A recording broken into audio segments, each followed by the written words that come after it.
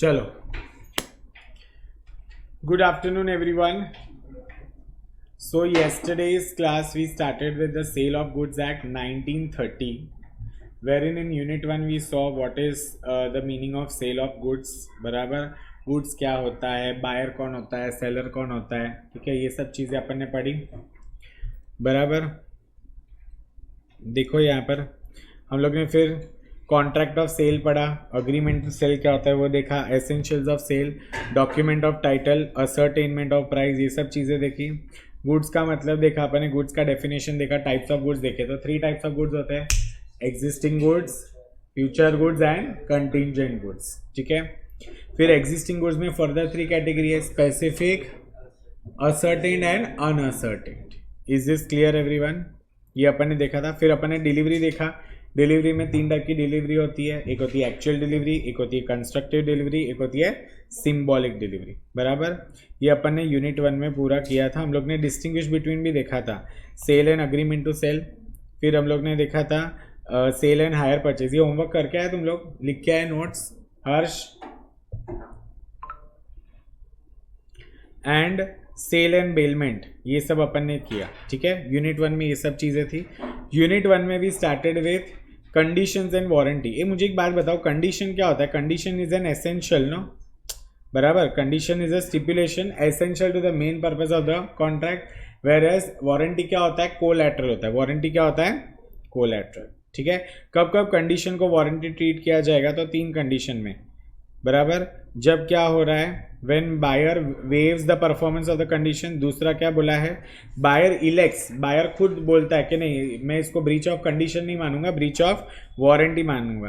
फिर तीसरा क्या बोला है? When the contract is non सेवरेबल.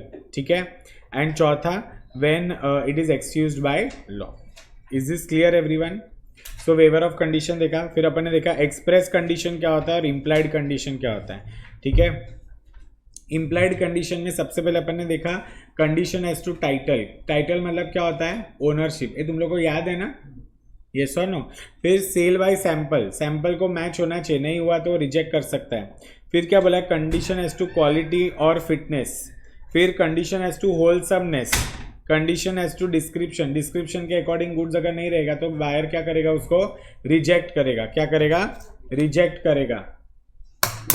Phone रख ऊपर दोनों. फिर sale by sample as well as by description. बराबर, तो दोनों ही कंडीशन सेटिस्फाई होनी चाहिए. ऐसा नहीं कि सैंपल सही था बट डिस्क्रिप्शन गलत आ गया, तो उसमें भी क्या कर सकता है? वो रिजेक्ट कर सकता है. And condition as to merchantability, मतलब क्या? Good should be not non merchantable. Is this clear everyone? फिर हम लोग ने क्या देखा था नेक्स्ट? इम्प्लाइड वारंटी देखा था. बराबर, इम्प्लाइड वारंटी 4 टाइप की होती है. सबसे पहले जैसे ही गुड्स बायर के पास आ जाते हैं तो उसके पास अनडिस्टर्ब पोजेशन होता है. फिर दूसरा क्या बोला है? Non existence of encumbrances. बराबर, तीसरा क्या बोला है? Disclosure of dangerous nature of goods. And last क्या बोला है? वारंटी एज टू क्वालिटी और fitness by usage of trade. Is this clear everybody? ये सारे पॉइंट समझे थे तुम लोग को? पक्का? आगे बढ़े. फिर कल अपन ने स्टार्ट कर दिया था केविएट एम्प्टर. हम लोग ने सिर्फ इसका मीनिंग देखा था. इसका मतलब होता है लेट द बायर बीवेयर.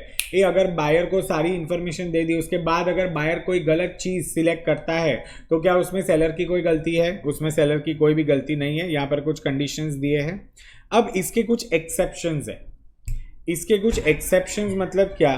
कल हम लोग ने जो पढ़ा था ना केविएट एम्प्टर. केविएट एम्प्टर क्या बोलता है? Let the buyer beware.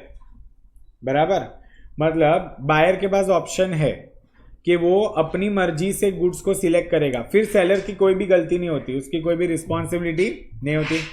But कुछ कुछ जगह पर एक्सेप्शन होता है. जैसे फॉर एग्जांपल सत्यम के पास 10 घोड़े थे. ठीक है, हर्ष को एक घोड़ा चाहिए था. हर्ष जाता है उधर. अब घोड़ा दिखने में थोड़ी पता चलेगा कि पागल है या नॉर्मल है. अब जो घोड़ा हर्ष ने सिलेक्ट किया ना, सत्यम तभी कुछ बोला ही नहीं कि ये घोड़ा पागल है. तो अब ये तो हर्ष को बताना पड़ेगा ना. उसमें से नहीं बोल सकते कि नहीं मैंने तो केविएट एम्प्टर फॉलो किया, let the buyer beware. Are you getting my point? So देखो, सबसे पहले क्या बोला है? फिटनेस एज टू क्वालिटी और यूज. एग्जाम्पल देखो, an order was place for some trucks to be use for heavy traffic in a hilly country. हिली country मतलब पहाड़ों पर हैवी ट्रैफिक के लिए यूज करना था। The truck supplied by the seller were unfit for this purpose. अब उसके लिए पता है थोड़ा स्ट्रॉन्ग इंजन लगता है, पहाड़ों पर जो चढ़ती है बसेस ट्रक है उनका इंजन स्ट्रॉन्ग होता है, उधर तुम्हारा इलेक्ट्रॉनिक व्हीकल नहीं चलता, ठीक है। सो ये जो ट्रक थी ये अनफिट थी for the purpose and broke down. मुझे एक बात बताओ, यहाँ पर क्या हो जाएगा, can I say this is the breach of condition to fitness, होगा कि नहीं होगा? फिर यहाँ पर तुम केविएट एम्प्टर नहीं बोल सकते, let the buyer beware. Are you getting my point? So देखो सबसे पहले क्या बोला है, हम लोग यहाँ पर क्या पढ़ रहे हैं, एक्सेप्शंस ऑफ केविएट एम्प्टर, ठीक है। पहला एक्सेप्शन है फिटनेस एज टू क्वालिटी और यूज, मतलब where buyer makes known to the seller the particular purpose for which the goods are required so as to show that he relies on seller's skill or judgment and the goods are of a description which is in the course of seller's business to supply. So in that case it is duty of the seller to supply such goods that are reasonably fit for that purpose. ये इतना पूरा छोड़ दो, सिर्फ इतना याद रखो तुम, फिटनेस एज टू क्वालिटी और यूज मतलब क्या होता है, it is the duty of seller to supply such goods which are reasonably fit for the purpose of the buyer. क्या लिखोगे, for the purpose of buyer. समझ में आया? ठीक है। अब देखो यहां पर एक केस लॉ है, welcome to the case laws again, ठीक है। सबसे पहला केस लॉ क्या है, इन प्रीस वर्सेस लास्ट। यहां पर पी कौन है, पी इज अ ड्रेपर, ठीक है। Purchased a hot water bottle from a retail chemist. Hot water bottle मतलब क्या, हीट बैग, आजकल जो हम बोलते हैं ना हीट बैग, उसको हॉट वाटर बॉटल बोलते हैं, ठीक है। P asked the chemist if it would stand boiling water, गरम गरम पानी क्या ये मतलब हैंडल कर पाएगा या नहीं कर पाएगा। The chemist told him that the bottle was meant to hold hot water. बोलते हैं अरे ये गर्म पानी का ही तो थैली है, पकड़ेगा वो। The bottle burst when the hot water was poured into it and injured his wife. अब उसकी वाइफ जल गई। So it was held that chemist shall be liable to pay the damages to the P as he knew that the bottle was purchased for the purpose of being used as a hot water bottle. समझ में आया? ये case law तुम लोग को पूरा लिखना है, ये इंपॉर्टेंट है केस लॉ, इसके ऊपर से क्वेश्चन भी बना देते हैं। समझ में आया? इजी है केस लॉ। दूसरा, where the article can be used only for one particular purpose, the buyer need not tell the seller the purpose for which the goods are required. कितने सारे ऐसे प्रोडक्ट्स होते हैं जो एक ही पर्पस के लिए यूज किया जाता है, बराबर। जैसे हाँ टूथपेस्ट से तो कोई नहाएगा नहीं, गेटिंग माई पॉइंट। ब्रश से क्या घिसोगे, दांत ही घिसोगे ना, बराबर। टंग क्लीनर से वही, तो वहां पर बायर उसको सेलर को कोई स्पेसिफिक चीज नहीं बताएगा, ना सेलर बायर को कोई स्पेसिफिक चीज बताएगा। Are you getting my point? Is this clear? But जहां पर एक प्रोडक्ट के मल्टीपल पर्पसेस हो सकते हैं, ठीक है, तो हाँ डेटॉल, यस, एक प्रोडक्ट के मल्टीपल पर्पसेस हो सकते हैं, तो वहां पर सेलर को स्पेसिफिकली बताना पड़ेगा, बराबर। अब देखो नॉर्मल डेटॉल भी आता है, एक डेटॉल एंटीसेप्टिक भी आता है। तो अगर किसी को जख्म हुआ है, कोई किसी का एक्सीडेंट वगैरह सब हुआ है, तो उसको कौन सा डेटॉल लगेगा, एंटीसेप्टिक डेटॉल लगेगा, बराबर। सो यहाँ पर बायर को क्या करना पड़ेगा, सेलर को बोलना पड़ेगा कि भाई मुझे ये पर्पस के लिए चाहिए। Are you getting my point? Is this clear? अब एक और केस लॉ है, in Bombay Burma Trading Corporation versus Agha Mohammed. Timber was purchase for the express purpose of using it as railway sleepers, ठीक है, and when it was found to be unfit for the purpose the court held that the contract could be avoid. Understood guys? पहला point तुम लोग को समझा exception का, बराबर। Next क्या बोलता है, goods purchase under a patent और अ ब्रांड नेम। ये मुझे एक बात बताओ, अगर सपोज मैंने कोई ब्रांड का कोई पर्टिकुलर गुड्स खरीदा है, तो ऐसा जरूरी थोड़ी है कि वो हमेशा अच्छा ही होगा, उसमें भी तो कोई डिफॉल्ट हो सकते हैं ना। तो हम बायर अगर किसी ब्रांड नेम पे रिलाई कर रहे हैं तो चलेगा कि नहीं चलेगा? नहीं चलेगा। देखो, in case where the goods are purchased under its patent name or branded name, there is no implied condition that the goods shall be fit for any particular purpose. इसका मतलब क्या होता है, the buyer relying on a particular brand name. Is this clear everyone? दूसरा, goods sold by description. Description के हिसाब से अगर गुड्स बेच रहे हैं तो कंडीशन क्या होती है कि गुड्स डिस्क्रिप्शन से मैच ही होने चाहिए। अगर नहीं हो रहा है देन कौन रिस्पॉन्सिबल है? सेलर। यहाँ पर अपन बायर को रिस्पॉन्सिबल मान सकते हैं? नहीं। गुड्स ऑफ मर्केंटेबल क्वालिटी होना चाहिए। अगर गुड्स मर्केंटेबल क्वालिटी का नहीं है तो who is responsible? Seller is responsible. Is this clear? So the rule of caveat emptor is not applicable for latent defects. Latent defects मतलब फ्यूचर डिफेक्ट्स, ठीक है? कल मैंने लिखवाया था ना तुम लोग को latent defects. But where buyer has examined the goods this rule shall apply if the defects were out which ought to have not been revealed by ordinary examination। इसका मतलब क्या होता है? देखो, फ्यूचर डिफेक्ट्स के लिए caveat emptor rule is not applicable. But अगर buyer को बोला था कि भाई तू गुड्स चेक करके लेके जाना और ऑर्डिनरी एग्जामिनेशन से वो रिवील नहीं हो सकते थे डिफेक्ट, तो इन that case the caveat emptor rule will be applicable. मतलब क्या वो फिर सेलर को मतलब रिस्पॉन्सिबल ठहरा सकता है? नहीं। गाइस अपन क्या पढ़ रहे हैं? Caveat emptor. केविएट एम्प्टर क्या बोलता है? Let the buyer beware. मतलब क्या उसमें सेलर रिस्पॉन्सिबल होगा? नहीं होगा। बट अगर सेलर ने मर्केंटेबल क्वालिटी के गुड्स नहीं दिए और वो फ्यूचर में डिफेक्टिव निकले तो उसके लिए सेलर रिस्पॉन्सिबल है। हम क्या पढ़ रहे हैं? केविएट एम्प्टर के एक्सेप्शंस पढ़ रहे हैं। हम क्या पढ़ रहे हैं? केविएट एम्प्टर के एक्सेप्शन। एक्सेप्शन मतलब यहाँ पर who is responsible? Seller is responsible. समझ में आ रहा है? पहला था फिटनेस एज टू क्वालिटी और यूज। दूसरा अपन ने क्या देखा? Purchase under a brand name और a patent then sold by description. चौथा है मर्केंटेबल क्वालिटी। पांचवा बोलता है सेल बाय सैंपल। अरे सैंपल के हिसाब से प्रोडक्ट नहीं रहेगा तो किसकी गलती हुई? सेलर की गलती हुई। So where goods are bought by sample this rule of caveat emptor does not apply if bulk doesn't correspond with the sample. फिर goods by sample as well as description same to same है। तुम इसके सिर्फ head points लिखना, पूरा पूरा अंदर मत लिखना। फिर ट्रेड यूसेज, ठीक है? सो ट्रेड यूसेज मतलब क्या? देखो, in readymade garment business there is an implied condition by usage of trade that garment shall be reasonably fit on the buyer. पता है ना, साइज वाइज आता है, ठीक है? सबसे एक्सएस से स्टार्ट होता है, extra small, small, medium, large, extra large, double XL, triple XL, Chaupal XL, ऐसा चलता रहता है, ठीक है? सो वो जो साइजेस बनाए हैं वो क्या होना चाहिए? ऑलमोस्ट फिट होने चाहिए। Is this clear everyone? मतलब क्या, अब उधर पहले के जमाने में लोग कपड़े सिलवाते थे तो एकदम बॉडी टू बॉडी मेजरमेंट लेकर करते थे। आजकल हमारे सारे कपड़े कैसे होते हैं? रेडीमेड होते हैं। तो क्या वो एकदम बॉडी टू बॉडी मेजरमेंट होते हैं, एकदम पर्टिकुलरली फिटिंग वाले होते हैं? नहीं, हमें क्या करना पड़ता है? एडिशनल खर्चा करके फिटिंग करवानी पड़ती है। Is this clear? सो देखो, an implied warranty or condition as to quality or fitness for a particular purpose may be annexed by the usage of trade, and if seller deviates from that this rule of caveat emptor shall not be applicable। मतलब क्या? इसके sizes के measurement ही गलत है। जिस size में L लिखा है वो एक्सएल है, जहाँ एक्सएल है वो डबल एक्सएल है, जहाँ स्मॉल लिखा है वहाँ मीडियम है। तो अब गलती किसकी? बायर की है कि सेलर की है? सेलर की। समझ में आया?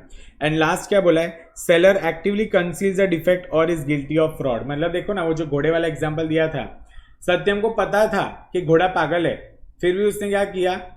हर्ष को घोड़ा बेच दिया। Is this clear? So where seller sells the goods by making some misrepresentation और fraud and the buyer relies on it when the seller actively conceals some defect in the goods the same could not be discovered by buyer on reasonable examination caveat emptor will not be applicable। in such case buyer क्या कर सकता है? Contract को avoid कर सकता है।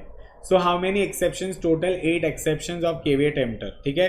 सबसे पहला क्या बोला है? फिटनेस एज टू क्वालिटी और यूज, बराबर। दूसरा क्या बोला है? गुड्स परचेज अंडर पेटेंट और ब्रांड नेम। तीसरा, goods sold by description, goods of merchantable quality, sale by sample.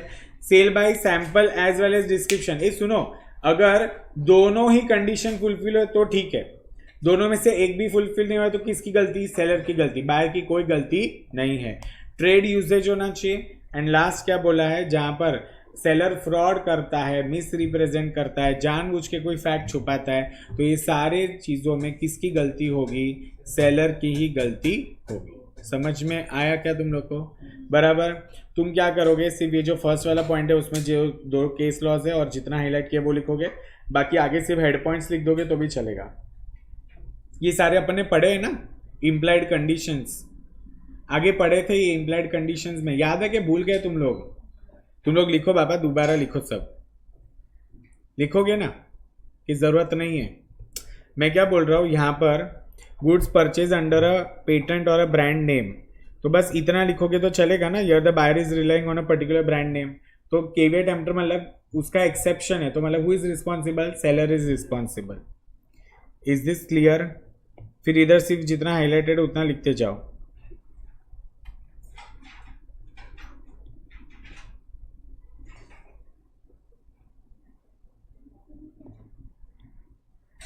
रुको जरा,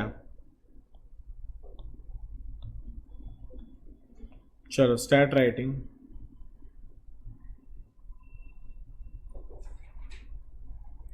यहां पर ना इधर से लिखोगे, it is duty of the seller to supply such goods as are reasonably fit for the purpose of the buyer.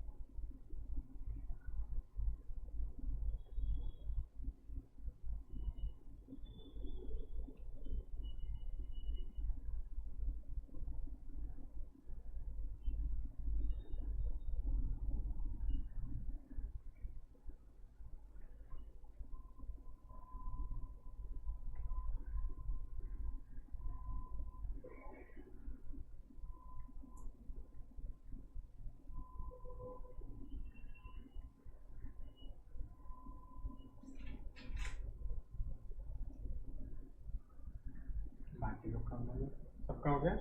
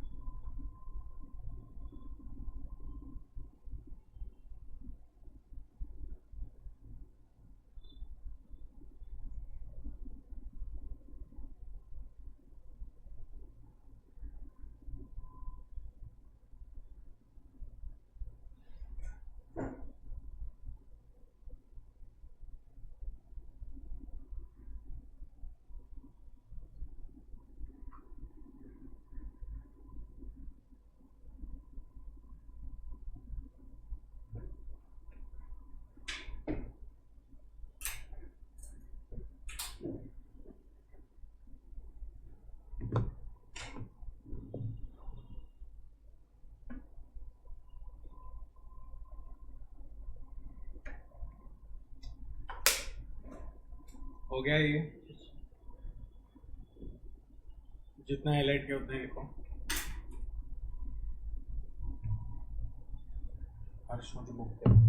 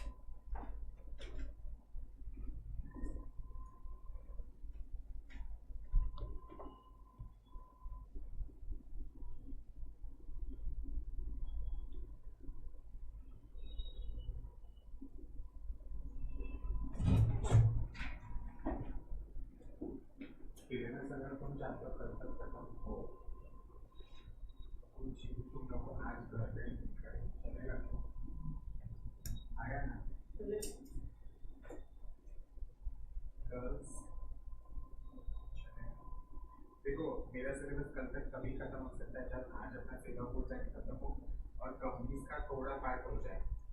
ये basic जो होता है ना स्टार्टिंग का पार्ट, कंपनीज का 3 पार्ट में डिवाइडेड है, तो मैंने उसको डिवाइड किया है। फिर लोग पीछे सेशन में बोलना कि उन्होंने लास्ट 2 दिन में पढ़ाया, क्योंकि एक जन तो बनारस भाग जाएगा, एक वाशी भाग जाएगा, एक गोवा भाग जाएगा।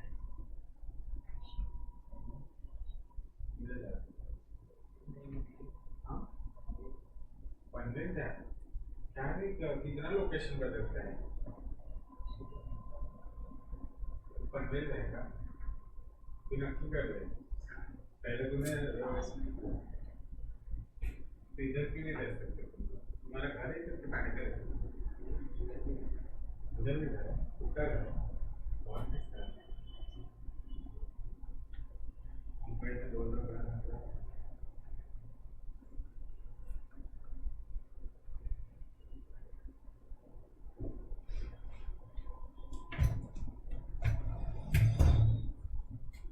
done.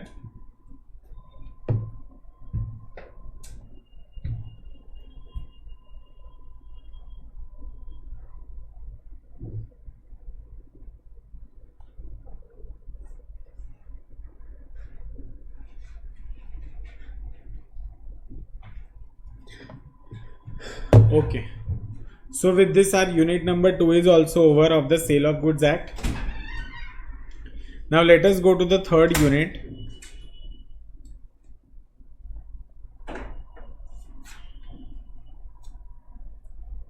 Third unit is talking about transfer of ownership and delivery of goods. ठीक है, क्या सीखेंगे हम इस पर्टिकुलर यूनिट में? We are going to learn how the transfer of ownership happens and how the delivery of goods take place. ठीक है, अब देखो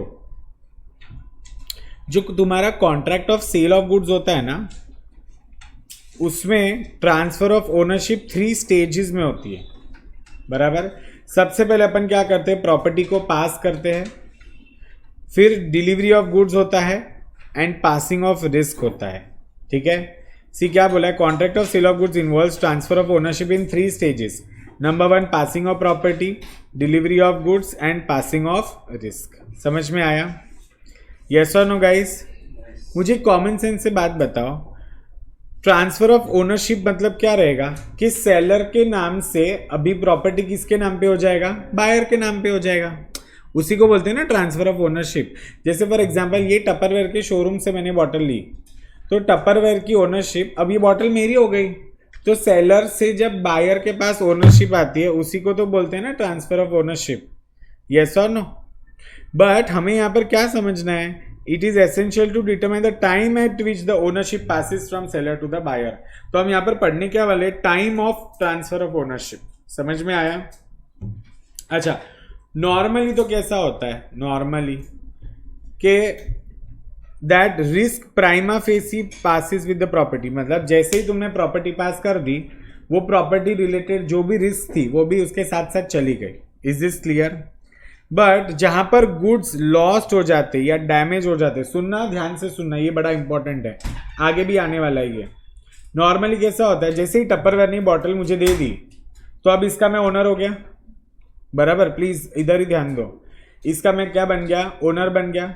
तो अब रिस्क और रिवॉर्ड दोनों मेरे हो गए. अब देखना ध्यान से, जहां पर गुड्स लॉस्ट होता है क्या होते हैं, लॉस्ट या फिर डैमेज होते हैं, तो बर्डन, वो लॉस का बर्डन कौन बेयर करेगा, जो ओनर होगा वो करेगा ना, yes or no? So the person who is the owner at the time when the goods are lost or damaged. Is this clear everyone? ये बेसिक्स है, ये याद रखना। आगे अब जैसे हम चैप्टर में पढ़ेंगे ना, तो तुम लोग को ये मैं पूछूंगा, where goods are damaged by the act of third party, it is the owner who can take the action.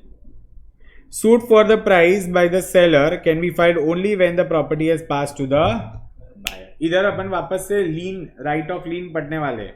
Upon already एक बार पढ़ा है ना, यहां पर अपन सेलर्स लीन पढ़ेंगे, ठीक है। मतलब जब तक कोई पेमेंट नहीं देगा तब तक वो प्रॉपर्टी क्यों रिलीज करे, इज दिस क्लियर। अच्छा, और एक और होता है अनपेड सेलर।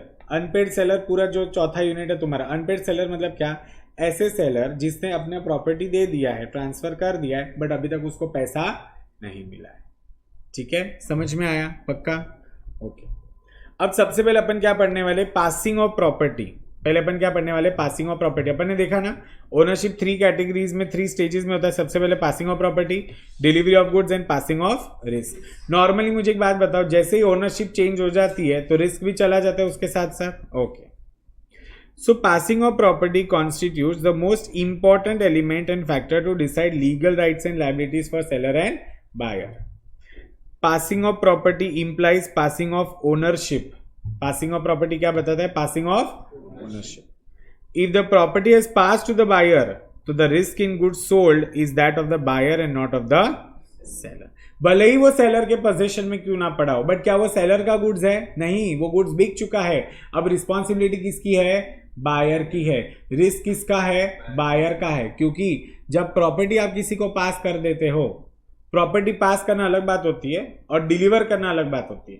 प्रॉपर्टी पास कर दिया मतलब who is the buyer now, मतलब who is the owner now, the buyer is the owner, ठीक है, मैं उल्टा बोल गया, ओके। जैसे तुमने प्रॉपर्टी पास कर दी तो who is the owner now, buyer is the owner and not the seller. Is this clear everyone. अब देखो कुछ रूल्स है। The rules regarding transfer of property in goods from seller to the buyer depends on 2 basic factors. सबसे पहले identification of goods and दूसरा intention of the parties. क्या बोला है, सेक्शन 18 बोलता है where there is a contract of sale for unascertained goods. Unascertained goods कल अपन ने देखा, the property in goods can not pass to the buyer unless and until the goods are ascertained, ठीक है। The buyer can get the ownership right on goods only when the goods are specific and ascertain. बराबर ना, ये specific goods है तो उसको ownership मिल जाएगा, ascertain goods में उसको ओनरशिप मिलेगा। बट जहां पर गुड्स ही असर्टेन नहीं है तो ओनरशिप तो ट्रांसफर ही नहीं हो सकती। Are you getting my point. दूसरा क्या बोला, intention of the parties. Intention of the parties मतलब intention of the buyer and seller. Is this clear. अब देखो यहां पर क्या बोला है, the property in goods is transferred to the buyer at such time as the parties to the contract intend it to be transferred. जैसे मैंने विजय cell से कुछ टीवी खरीदा, टीवी अब किसका हो गया, मेरा हो गया, बट मैंने उनको बोला आप मुझे 15 दिन के बाद देना। क्यों, क्योंकि मेरे घर पे काम चल रहा है। Is this clear. तो वो लोग मुझे 15 दिन के बाद ही डिलीवरी देंगे ना, बट प्रॉपर्टी तो आज ही मेरे नाम हो गई। Further provides that the purpose of ascertaining the intention of the party shall be to the terms of the contract. क्या टर्म था, 15 दिन के बाद मुझे डिलीवरी मिलेगी। Conduct of the parties and to the circumstances of the case. Suppose वो Vijay sales वाले बोलते हैं नहीं हम 15 दिन तक आपका टीवी गोडाउन में नहीं रख सकते, तो बाहर क्या बोलेगा, नहीं चाहिए मेरे को टीवी, इसलिए वो लोग क्या करते हैं, चुपचाप रख लेते हैं। हाँ, तो रिस्पॉन्सिबिलिटी सेलर की होती है, ठीक है। अब सुनो ध्यान से, प्राइमरी रूल्स है which determine the passing of property from seller to buyer are as follows. सबसे पहला रूल क्या बोला है कि गुड्स देखने के स्पेसिफिक और असर्टेन गुड्स रहेंगे तो ही हो सकता है। पासिंग ऑफ अनअसर्टेन गुड्स अगर है तो गुड्स सेंट ऑन अप्रूवल और सेल और रिटर्न। तुम लोग ने अकाउंट्स में देखा रहेगा ना, अप्रूवल पे गुड्स बेचते तो वो सेल कब माना जाता है, या तो अप्रूवल का टाइम खत्म हो गया है या तो सेलर बायर ने कुछ तो ऐसी चीज की है जिसकी वजह से हमें पता चलता है कि उसने गुड्स क्या कर दिए, अप्रूव कर दिए। Are you getting my point. And transfer of property in case of reservation of right to disposal, ठीक है। अब देखते हैं सबसे पहला क्या बोला है, प्रॉपर्टी या तो स्पेसिफिक होगी या असर्टेन गुड्स होगी, passes when intended to pass. इसका मतलब क्या होता है कि where there is a contract for sale of specific goods या ascertain goods, the property is in them is transferred to the buyer at such time as the parties to the contract intend to be transferred. मतलब क्या, जैसे मेरे case में क्या बोला था मैंने, 15 दिन के बाद मेरे को चाहिए, तो स्पेसिफिक गुड्स है ना, TV is a specific goods, बराबर के नहीं, तो वो क्या हो जाएगा, जिस दिन मैं बोलूंगा उसी दिन वो मुझे क्या करेंगे, प्रॉपर्टी ट्रांसफर करेंगे, मतलब तब तक मैं ओनर नहीं हूं. इसीलिए ना इसने क्या बोला है सत्यम ने कि अगर गोडाउन में पड़ा वो टीवी कुछ भी हो गया, खराब हो गया, टूट गया, फूट गया, तो क्या उसमें मेरी गलती है? नहीं, वो उन लोग की गलती है. Are you getting my point? वो लोग क्या करेंगे, वो डिफेक्टिव पीस नहीं देंगे, मेरे को नया पीस दे देंगे. सिंपल ना. सो यहां पर क्या बोला है, for the purpose of ascertaining the intention of the parties, regard shall be had to the terms of the contract, the conduct of the parties and circumstances of the case. ये same चीज हर जगह तुम देखोगे, terms of the contract, conduct of the parties and circumstances of the case. अब ध्यान से देखना, stages of goods while passing of property. सबसे पहले specific goods in a deliverable state. जैसे केक जो है, केक वो एक स्पेसिफिक गुड्स हो गया. मैंने बोला था मुझे डच ट्रफल केक चाहिए, वो अभी तक बना नहीं था. तो अगर स्पेसिफिक गुड्स की हमें पासिंग ऑफ प्रॉपर्टी चेक करना है, तो गुड्स कैसे होने चाहिए, डिलीवरेबल स्टेट में होने चाहिए. मतलब क्या, तुरंत तुम उसकी डिलीवरी कर सकते हो या नहीं.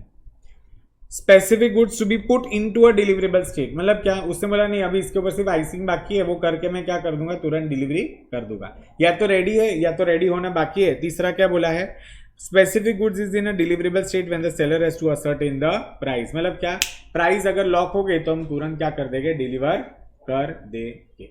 Is this crystal everyone? ये 3 स्टेजेस होते हैं. अब ये तीनों स्टेजेस को एक एक करके समझते हैं. देखो सबसे पहला क्या बोला है, specific goods in a deliverable state. मतलब क्या, कि जहां पर एक अनकंडीशनल कॉन्ट्रैक्ट होता है. अनकंडीशनल कॉन्ट्रैक्ट मतलब क्या, इसमें कोई भी कंडीशन नहीं रहेगी. For sale of specific goods in a deliverable state, तो प्रॉपर्टी क्या होती है, it passes to the buyer when the contract is made. Is this clear everyone? फिर वो पेमेंट वगैरह वो सब बाद में देखा जाएगा.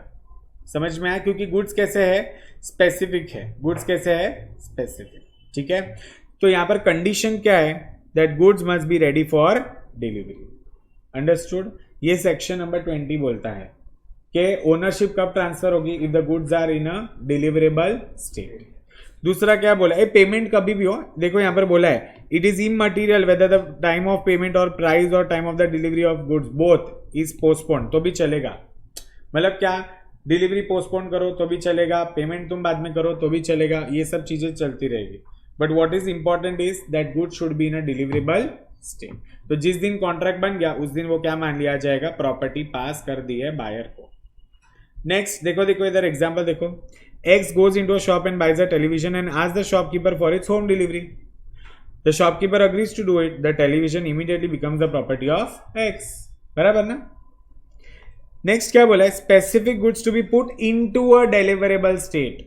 मतलब देखो, Peter buys a laptop from an electronic store and asks for a home delivery.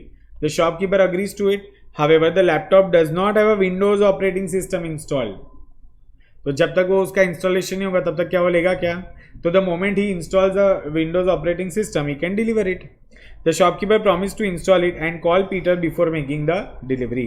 In this case, property transfers to the Peter only after the software is installed. Are you getting my point? मतलब देखो, property कब पास होगी, वो laptop का कब पास होगा, जब पहली बात तो विंडोज ऑपरेटिंग सिस्टम डालेगा, उसके बाद वो कॉल करके पीटर को पूछ लेगा. ठीक है. एंड तब जाके वो क्या होएगा, डिलीवर माना जाएगा, या तो फिर वो प्रॉपर्टी पास मानी जाएगी. Is this clear everyone? पक्का तुम लोग को समझ में आया? क्या specific goods to be put into a deliverable state. मतलब क्या, जैसे मैंने बोला था ना, एक तो या तो केक रेडी है, दूसरा क्या, ऊपर का सिर्फ आइसिंग करना बाकी है, तो जैसे ही आइसिंग हो जाएगा वो डिलीवरी कर देगा. तीसरा देखो क्या बोला है, specific goods in a deliverable state when seller has to do anything there to in order to ascertain price. मतलब क्या, अभी तक उसने प्राइस डिसाइड नहीं की है. एग्जाम्पल देखो, A sold carpets to the company which were required to be laid. जमीन पे कारपेट होता है ना वो.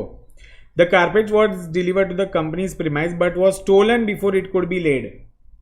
अब प्राइस अभी तक उसने बताई नहीं थी एंड साथ ही साथ वो उधर बिछाए नहीं थे. लेड मतलब क्या, उधर बिछाए नहीं थे. It was held that the carpet was not in a deliverable state as it was not laid. which was a part of the contract and hence the property has not passed to the buyer's company. तो अब पूरा का पूरा नुकसान किसका हुआ? Seller का हो गया. समझ में आया क्या? सी क्या बोला है? सेक्शन समझो. Specific goods in a deliverable state when the seller has to do anything thereto in order to ascertain the price. See क्या बोला है? Where there is a contract for a sale of specific goods in a deliverable state but the seller is bound to weigh, measure, test or to do some other act or thing with reference to goods for the purpose of ascertaining the price. Price अभी तक fix नहीं किया है तो buyer पे भी नहीं करेगा ना. यस और नो. एक बेसिक एग्जांपल सोचो. हम आलू लेने गए, ठीक है. वो भाई साहब ने क्या किया, वजन कांटे में डाला. उतने में सपोज वो बीएमसी की गाड़ी आई तो भागा, लेके भागा, ठीक है. अब उसमें उसके बहुत सारे आलू रोड पे गिर गए. क्या हमारी गलती है? वो हमसे प्राइस वसूलेगा? नहीं. Getting my point? So the property does not pass until such act or thing is done and the buyer has notice thereof. Is this clear? हम लोग ने 3 चीजें पढ़ी. सबसे पहले अपन ने क्या पढ़ा? See what are we studying? Stages of goods while passing the property. हम लोग क्या पढ़ क्या रहे वो ध्यान रखना. We are studying passing of property. सबसे पहले हम गुड्स को आइडेंटिफाई करेंगे, इंटेंशन ऑफ द पार्टीज देखेंगे एंड इंटेंशन ऑफ पार्टीज में यहाँ पर मैंने तुम लोग को बताया है stages of goods while passing of property. क्यों अपन क्या पढ़ रहे? पहला पॉइंट पढ़ रहे, property passes when intended to pass. Understood? उसके अंदर अपन ने देखा goods are in deliverable state. फिर दूसरा क्या देखा? Goods are to be put in a deliverable state. And तीसरा क्या देखा? Specific goods in a deliverable state but seller has nothing has to do anything in order to ascertain price. मतलब क्या? अभी तक उसका प्राइस डिटरमाइन नहीं किया है. 3 केस. वापस इधर देखो, गुड्स डिलीवरेबल स्टेट मतलब रेडी टू डिलीवर है, डिलीवर हो जाएंगे, put into deliverable state. और तीसरा क्या बोला है? Yet to ascertain the price. बोलो, yet to ascertain the price. Is this clear everyone? अब ये तो किसकी बात हो गई? Specific and ascertain goods. जहां मुझे पता ही नहीं है कि गुड्स क्या है तो वहां पर मैं क्या करूंगा? उसको बोलते हैं अनअसर्टेन गुड्स. उसको क्या बोलते हैं? So where there is a contract of sale of unascertained goods. क्या यहां पर कोई भी गुड्स जैसी प्रॉपर्टी है क्या? गुड्स ही नहीं है तो कुछ भी ट्रांसफर होगा क्या? नहीं होगा. So no property in goods is transfer to the buyer unless and until the goods are ascertained. समझ में आया क्या? या तो क्या होना चाहिए? Goods of the description in deliverable state होना चाहिए and delivery to the carrier for his transmission. समझ में आया? ये 2 कंडीशन है, तुम लोग को याद रखना पड़ेगा. एक काम करते हैं, पहले इधर तक जितना करवाए ना उतना लिखो. हेडिंग दे दो unit number 3 transfer of ownership and delivery of goods. मैं डिक्टेट करता हूं तुम लोग को, ठीक है?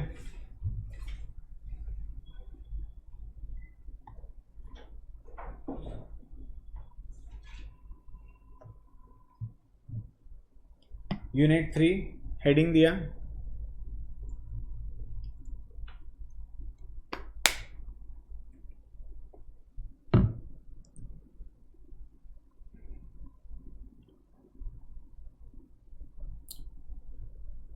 ये लिखो. पहले तो पॉइंट वाइज लिखना.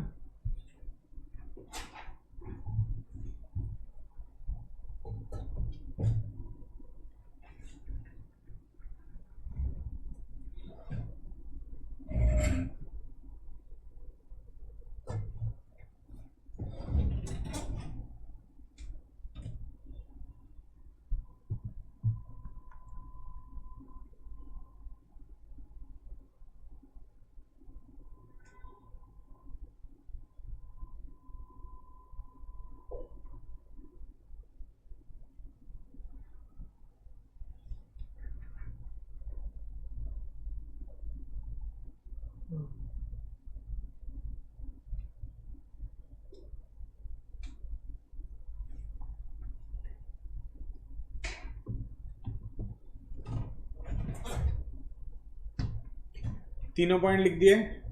अभी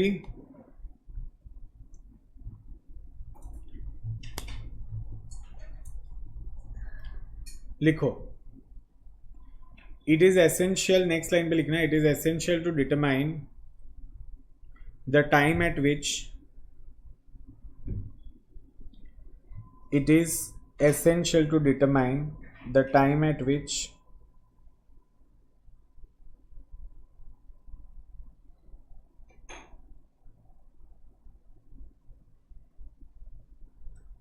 the ownership passes from seller to buyer.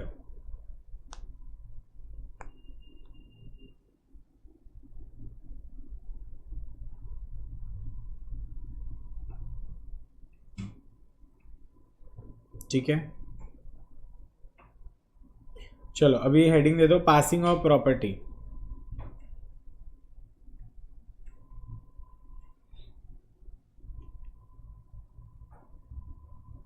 उसके अंदर लिखो it implies passing of ownership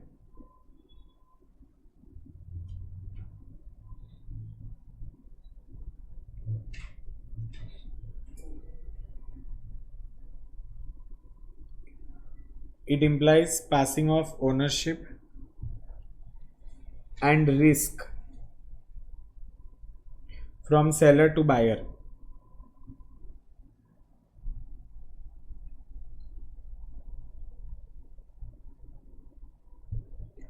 next line पे लिखो it depends on two basic factors.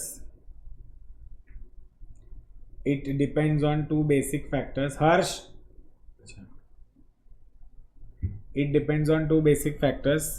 Next line पे लिखना point number A identification of goods.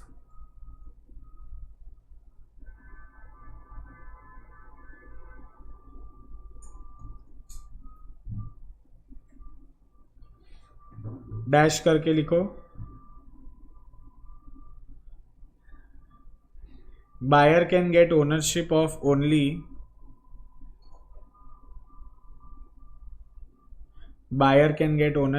only specific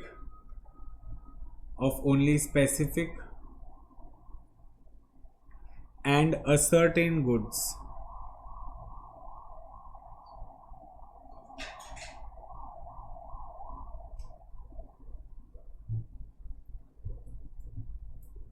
But not of unascertain goods.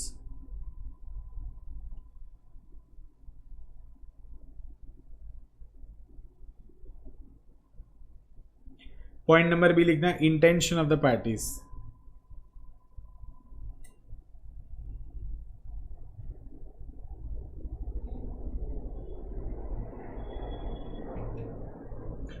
लिखो for the purpose of ascertaining the intention of the parties,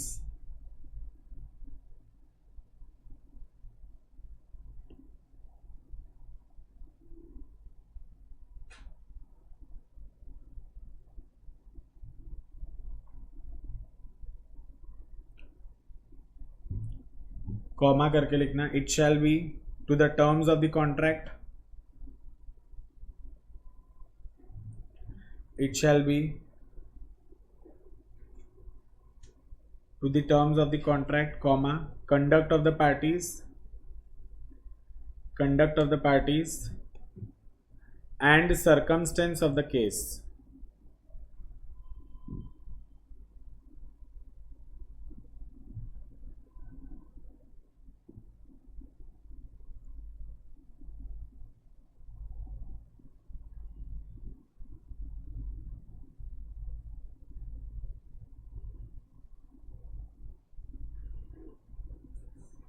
अभी heading दो primary rules regarding. इधर से देखो the primary rules determining passing of property from seller to buyer are as follows.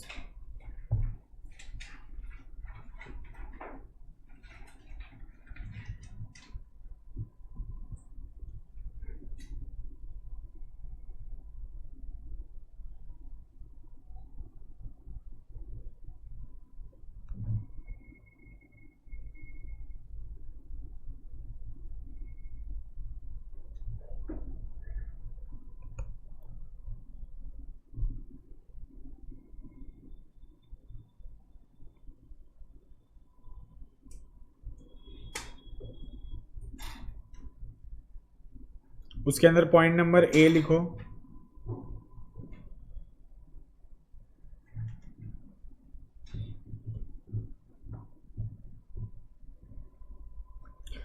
Property bracket में लिखो specific और ascertained goods. Specific और ascertained goods passes when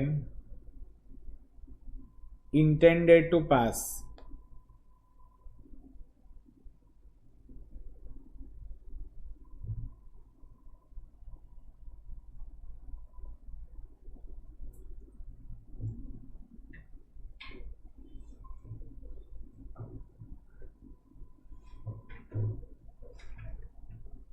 उसके अंदर अभी लिखो stages of goods while passing of property. Heading दो उसके अंदर stages of goods while passing of property.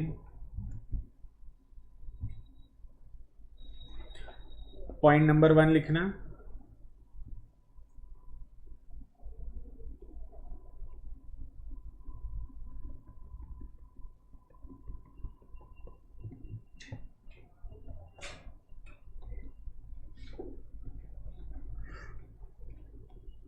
Specific goods in a deliverable state.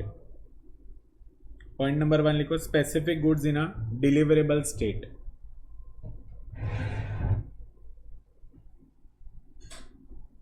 Dash करके लिखो property in goods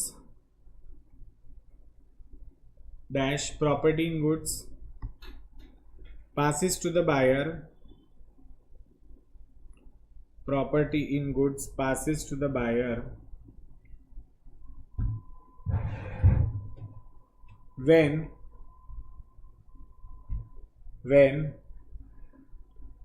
the contract is made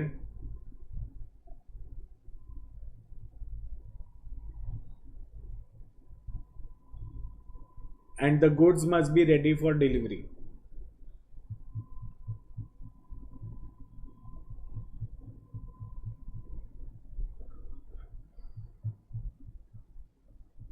Point number 2 लिखो specific goods to be put into a deliverable state.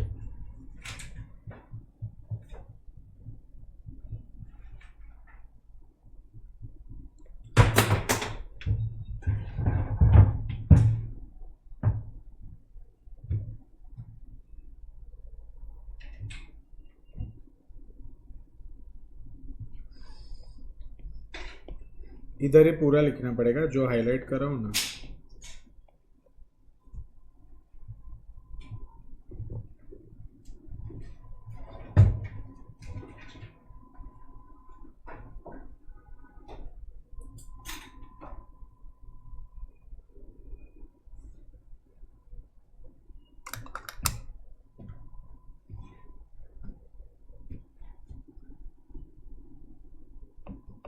हर्ष रंगा जी को बोला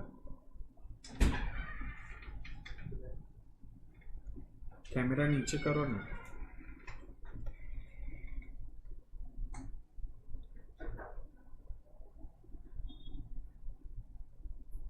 बस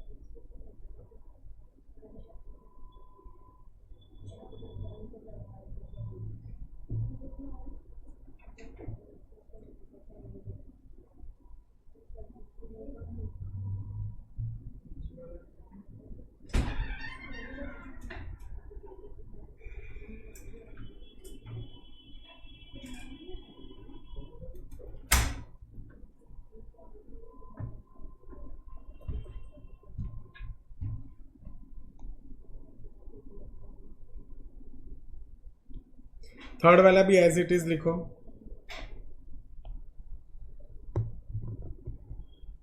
third वाला point लिखो.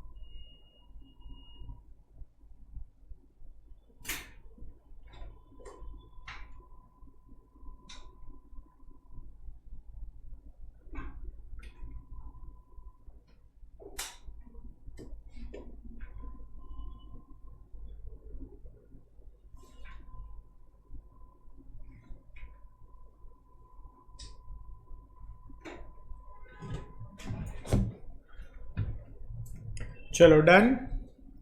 अभी नेक्स्ट पॉइंट नंबर बी लिखो, अनअसर्टेन गुड्स, और जितने हाईलाइट किया ना मैंने उतना लिखो।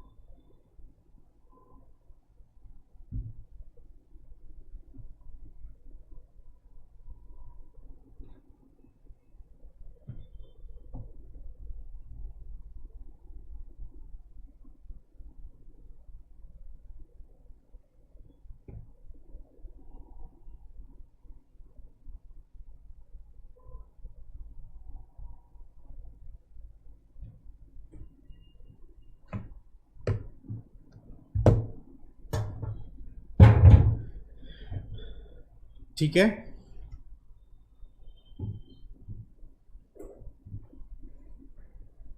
हो गया ना ये। अब देखो ध्यान से, अनअसर्टेन गुड्स में क्या रूल्स है। सबसे पहला रूल क्या बोलता है, sale of unascertained goods by description and appropriation. अब अनअसर्टेन गुड्स बाय डिस्क्रिप्शन है या अप्रोप्रिएशन है, तो उसके लिए क्या होता है। पहली बात तो अप्रोप्रिएशन ऑफ गुड्स मतलब क्या होता है, सिलेक्शन ऑफ गुड्स करेंगे with the intention of using them in performance of the contract. ठीक है, उसको क्या बोलते हैं, अप्रोप्रिएशन। अब इसके कुछ कंडीशंस है। सबसे पहला क्या बोला है कि कॉन्ट्रैक्ट होना चाहिए। वो कॉन्ट्रैक्ट किस चीज का होना चाहिए, सेल ऑफ अनअसर्टेन गुड्स और या फ्यूचर गुड्स। तो पहली कंडीशन क्या है, देयर इज अ कॉन्ट्रैक्ट। दूसरा, goods should confirm to the description and quality stated in the contract. मतलब जो भी मैंने क्वालिटी बोला था, ठीक है, या जो भी मैंने डिस्क्रिप्शन दिया था उससे वो मैच होना चाहिए। Then goods must be in a deliverable state, goods must be unconditionally appropriated to the contract. मतलब क्या कि उसमें कोई भी कंडीशन नहीं होना चाहिए। Appropriation must be made by seller with the assent of the buyer और buyer with the assent of seller. कोई भी अप्रोप्रिएट कर सकता है।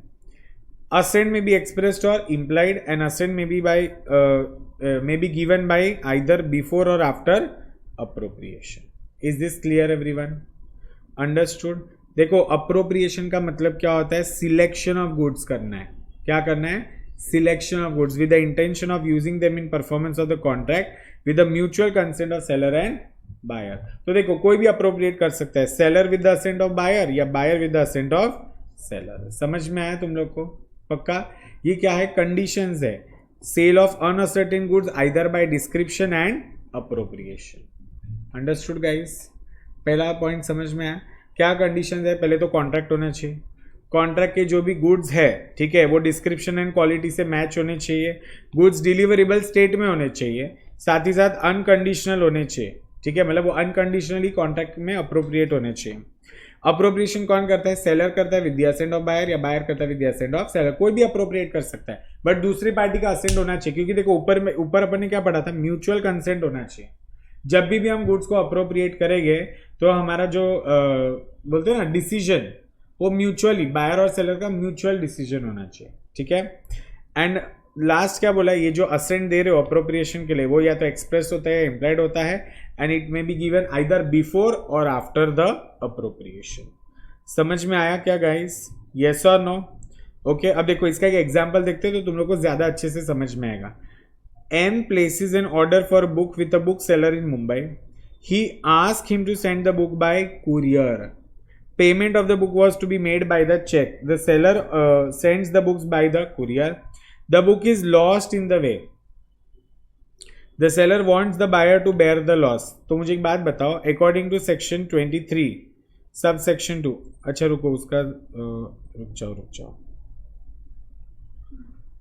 ये सेक्शन पढ़ने के बाद में बताता हूँ। ये तो कैरियर है ना, goods, delivery of goods to the carrier. Carrier मतलब कुरियर वाला। ठीक है, सो देखो जहां पर कॉन्ट्रैक्ट की वजह से सेलर क्या करता है, डिलीवर करता है गुड्स टू द बायर और टू अ कैरियर और other bailee for the purpose of transmission to the buyer and does not reserve the right of disposal, he is deemed to have unconditionally appropriated the goods to the contract. अब मुझे एक बात बताना, ये जो अपना जो केस है यहाँ पर, who is responsible, is buyer responsible और सेलर रिस्पॉन्सिबल? बायर रिस्पॉन्सिबल है ना, ओनरशिप तो गया है ना. C M places the order for a book with a book seller. उसने क्या बोला था, कुरियर से भेजना, पेमेंट हो जाएगा चेक से. सेलर ने क्या कर दिया, कुरियर से बुक भेज दिया. बुक अभी रास्ते में खो गई तो गलती किसकी है, मतलब गलती किसी की भी नहीं है, बट लॉस कौन बेयर करेगा, बायर ही बेयर करेगा. ठीक है, क्योंकि यहां पर क्या हो रहा है, अनकंडीशनल अप्रोप्रिएशन ऑफ गुड्स हो गया, because of which buyer M has become the owner of the goods. इसलिए रिस्क कौन बेयर करेगा, यस बायर, मतलब एम बेयर करेगा. अच्छा एक और एग्जाम्पल देखते हैं. A bill of lading of railway parcel is made out in the name of the buyer and is sent to him. तो ओनरशिप किसके पास है, बायर के पास है. तो in this case goods are subject to accidental loss और by theft, the seller will not be liable. Understood guys, clear, समझ में आया, क्योंकि ओनरशिप ट्रांसफर हो चुकी है. Are you getting my point? चलो इसको लिखो, हेडिंग दे दो तुम्हारा. नेक्स्ट लाइन पे लिखना, rules in respect of passing of property of unascertained goods. Rules in respect of passing of property of unascertained goods.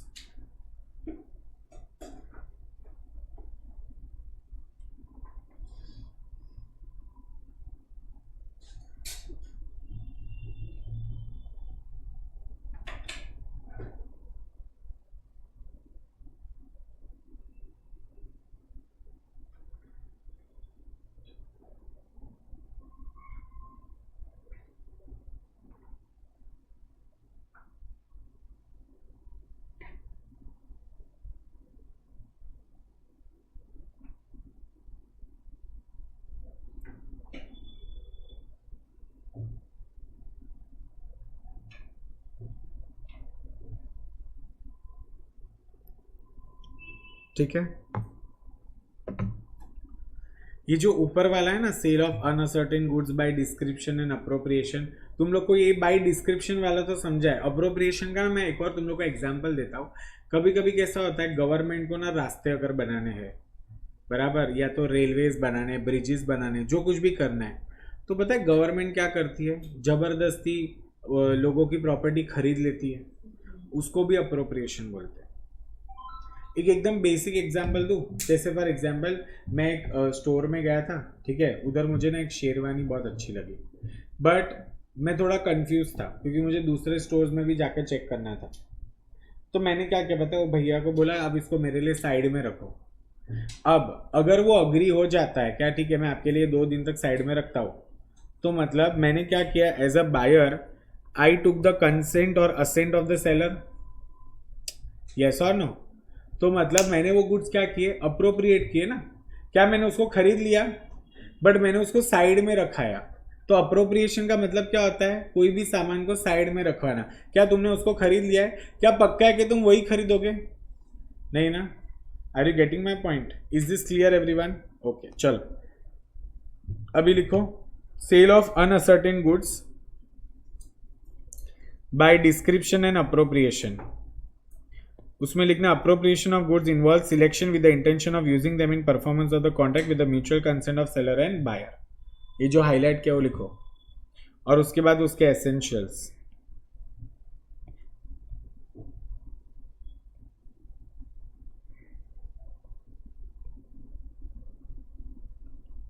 इसमें पूरा लिखना पड़ेगा गाइस.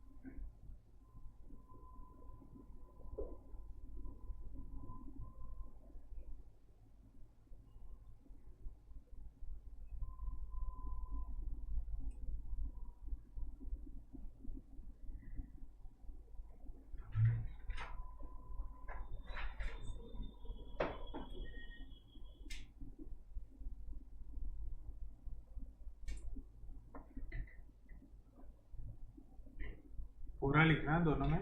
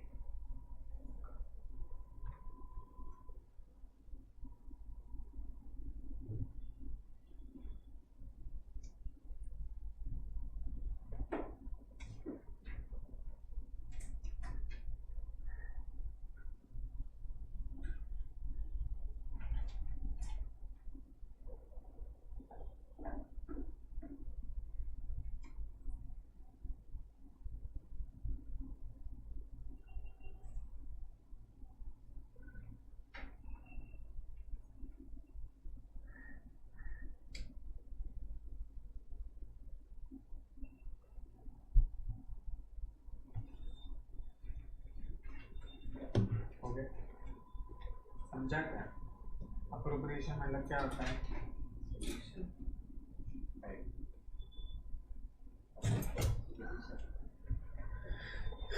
चलो डन.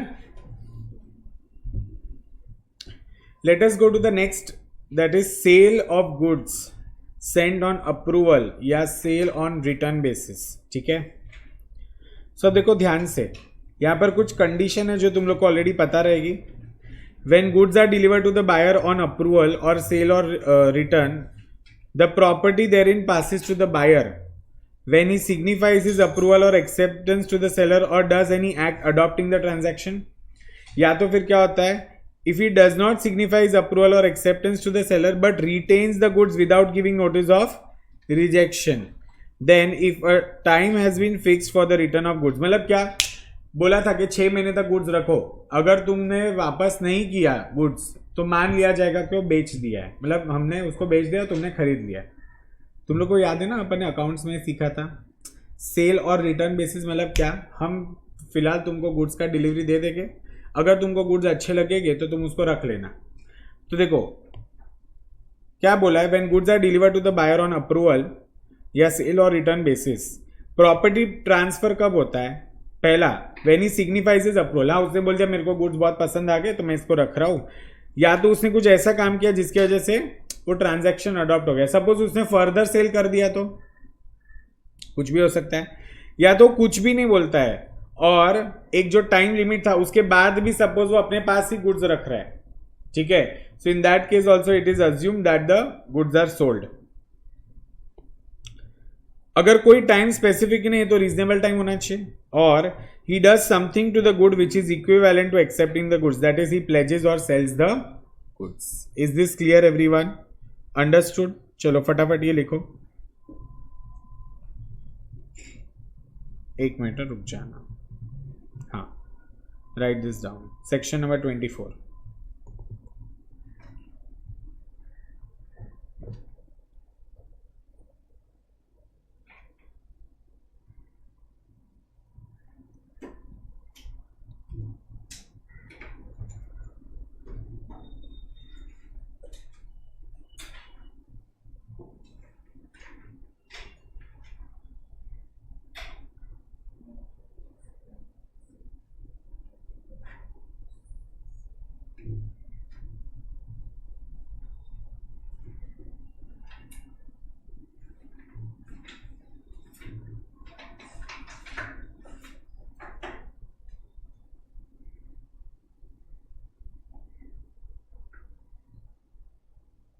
ब्रेक के बाद ज्यादा घंटा लगता है ना.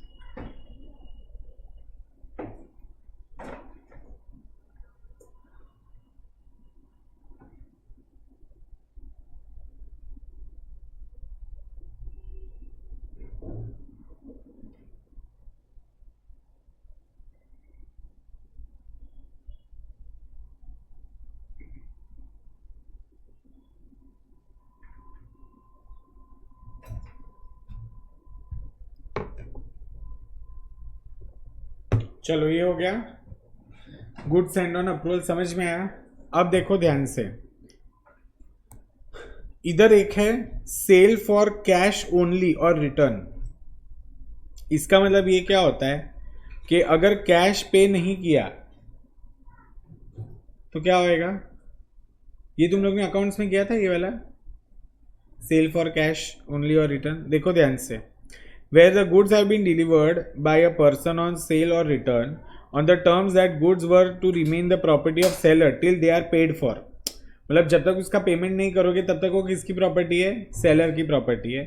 The property therein does not pass to the buyer until and unless the terms are complete. और टर्म क्या है, कैश इज पेड। सी नाम देखो क्या है, कैश फॉर सेल ओनली और रिटर्न। ऊपर क्या था, सेल ऑन अप्रूवल या सेल ऑन सेल और रिटर्न है। यहां पर कोई ऐसा कंडीशन था क्या कि कैश आप पे करोगे तो ही इसको सेल मानेंगे, ऐसा कोई भी कंडीशन था इधर नहीं था। Is this clear everyone, understood. तो ये जो है ना सेल फॉर कैश ओनली और रिटर्न, इसका मतलब क्या कि the property remains of the seller till the time cash is paid. Heading दो, सेल फॉर कैश ओनली और रिटर्न, डैश करके लिखो। Seller is the owner of the property, heading दो सेल फॉर कैश ओनली और return. लिखो रे, notebook में लिखो, सेल फॉर कैश ओनली और रिटर्न, डैश करके लिखना seller is the owner of the property till the time cash is paid.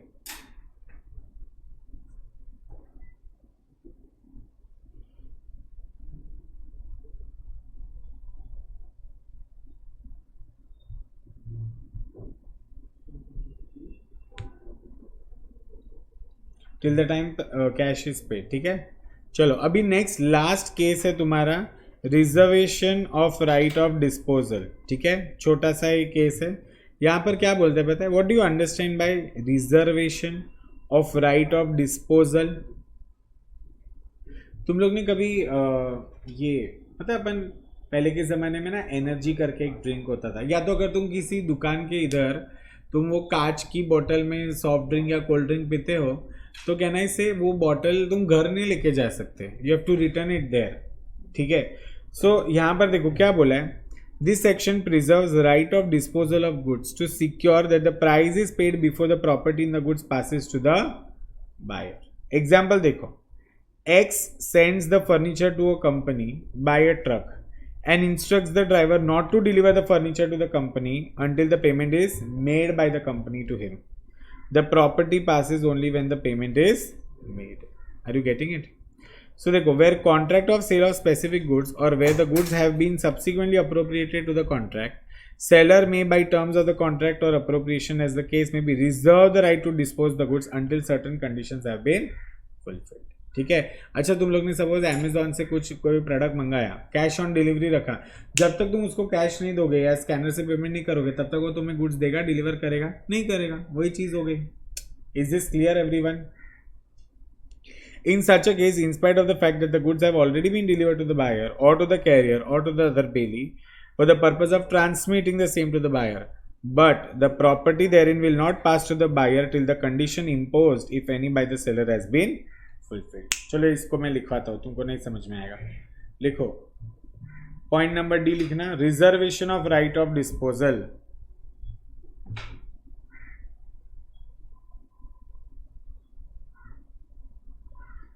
The seller can reserve the right to dispose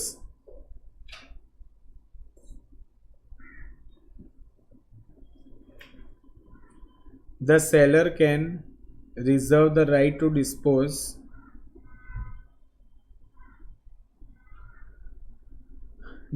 of the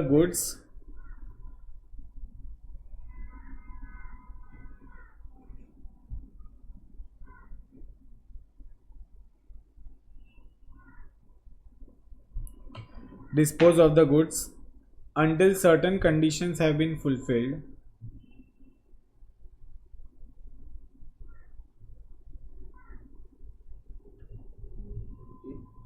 Until certain conditions have been fulfilled,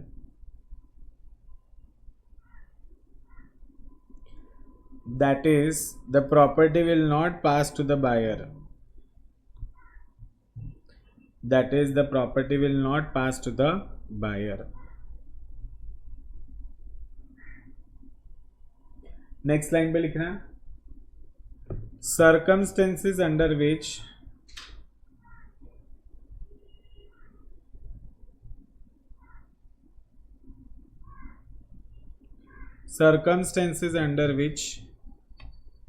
the right to disposal may be reserved.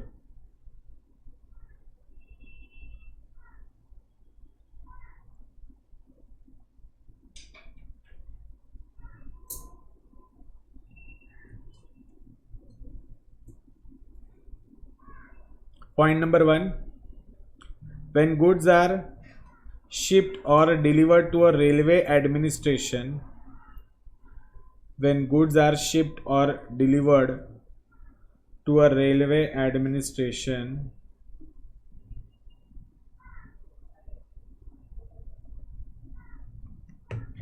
for carriage,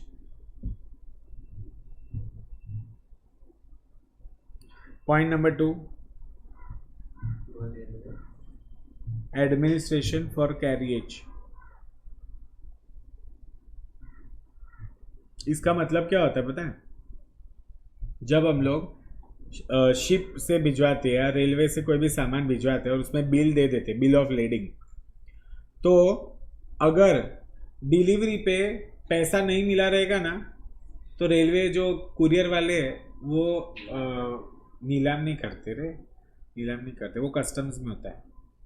railway वाले क्या करते हैं कि वो parcel hand over ही नहीं करते, वो उसको रिटर्न करवा देते हैं. समझ में आया?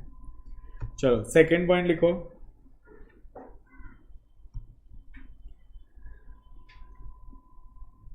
इन case of bills of exchange,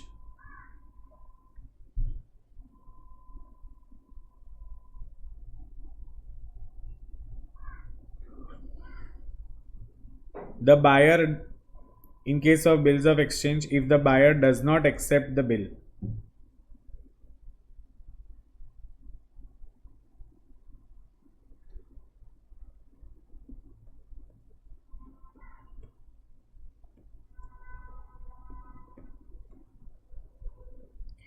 ठीक है.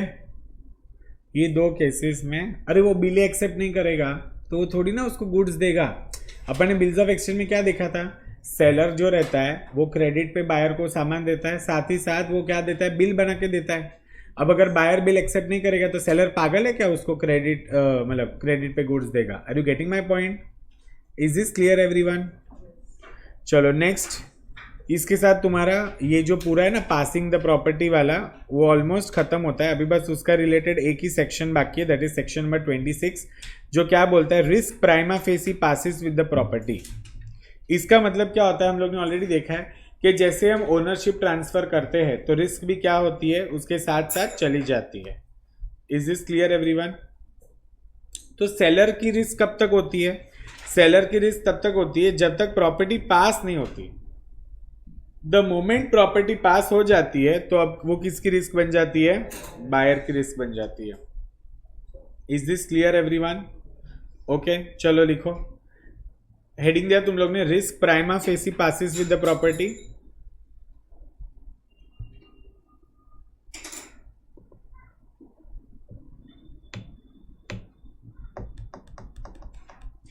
उसमें ये दोनों पॉइंट लिख दो सबसे पहले, point number 1 and point number 2.